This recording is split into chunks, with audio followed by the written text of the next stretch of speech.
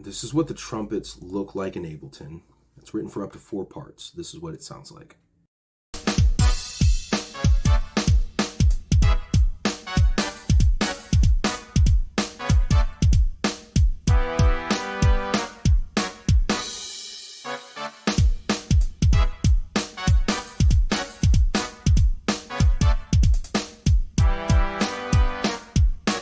Over here is the MuseScore project. I'm going to transcribe the trumpet parts into a single staff here. Now these trumpets are tuned to B flat, meaning every note you hear is actually a whole step lower than you see it written on the score. I might be saying something like B flat when you see me writing what looks like a C natural note, but I'll try not to let that complicate the explanations.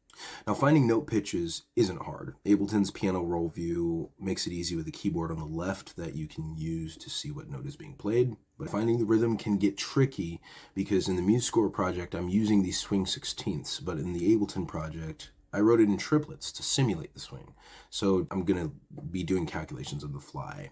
The first chord is a B minor triad with a B played at the bottom and the top of the chord. I like to call that top of the chord a lid. So let's go ahead and plot that over here in MuseScore.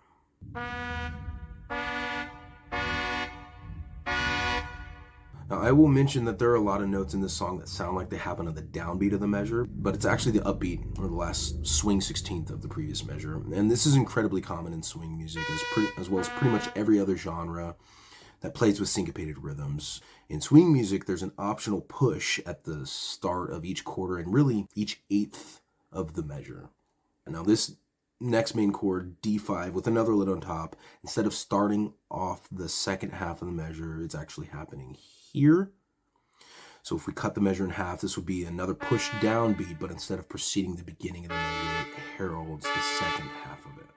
Now, these notes here that seem like I skipped are really just a note in the scale that connects the two chords, similar to what would happen in a typical bass line, but once again with an octave lid. So let's write that in and play the example. Not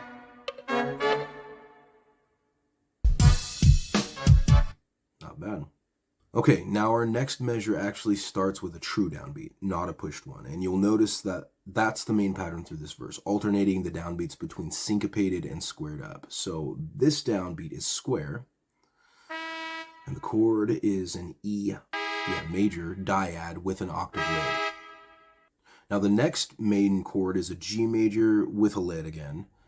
Again, it's an early push at the middle of the measure. So let's plot that.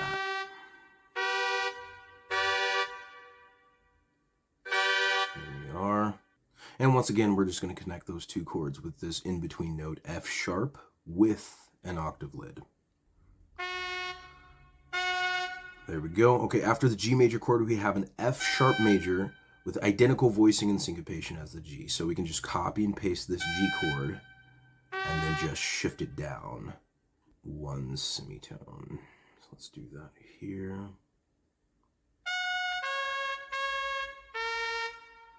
There we go. Now measure 5 is almost identical to measure 3.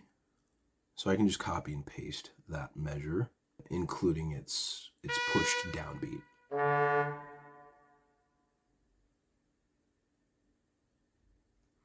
Perfect. Now all I have to do is add a single a B natural note to this octave C sharp, and it becomes kind of a 7th chord, just missing the guts of the chord. It doesn't have the 3rd or 5th degree of the scale. Okay, now measure 6 is the final part of this half verse pattern. And if you notice, it starts on a square downbeat with 2 legato dyads.